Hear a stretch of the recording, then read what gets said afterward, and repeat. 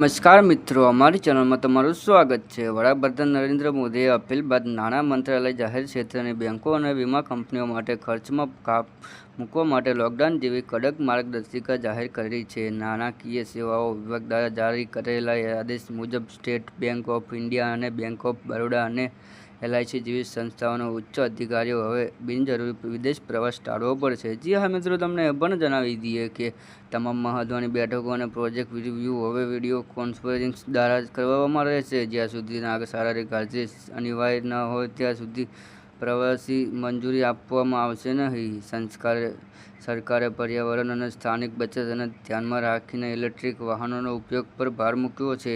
જી હા મિત્રો, તમને એ પણ જણાવી દઈએ કે આદેશમાં જણાવ્યું છે કે બેંકો અને વીમા કંપનીઓ તેમના હેડક્વાર્ટર અને શાખાઓમાં ભાડે રાખેલા પેટ્રોલ ડીઝલ વાહનો બદલે શક્ય તેટલા વહેલો EV અપનાવવા માટે લક્ષ્ય નિર્ધારિત કરવો પડશે। વડાપ્રધાન મોદીએ મધ્ય પૂર્વના ઉદ્યોગ અને હોર્મુઝ સ્ટ્રેઇટમાં પેદા થયેલા અવરોધોને કારણે તેલ આયાત પર પડતા દબાણ અને ચિંતા વ્યક્ત કરી છે। જી હા મિત્રો, તમને એ પણ જણાવી દઈએ કે તેમના નાગરિકોને પણ વિનંતી જરૂરી છે કે જાહેર પરિવહનનો મહત્વનો ઉપયોગ કરો। ઓછામાં ઓછો 1 વર્ષ માટે સોનાની ખરીદી અને વિદેશ પ્રવાસ ટાળો। ભારતમાં ઉત્પાદિત ચીજવસ્તુઓ ખરીદો જેથી વિદેશની હૂંડિયામણ બચાવી શકાય। થોડાક દિવસો પહેલાં જ નરેન્દ્ર મોદીએ લોકોને સોનું ના ખરીદવાનો અને બહારવર્ષ ના કરવાની પણ સલાહ આપી છે। જી હા મિત્રો, તમને એ પણ જણાવી દઈએ કે આ હતા આજના તાજા સમાચાર અને અમારી ચેનલ પર નવા હો તો લાઇક, શેર અને સબસ્ક્રાઇબ કરી દેજો। ધન્યવાદ।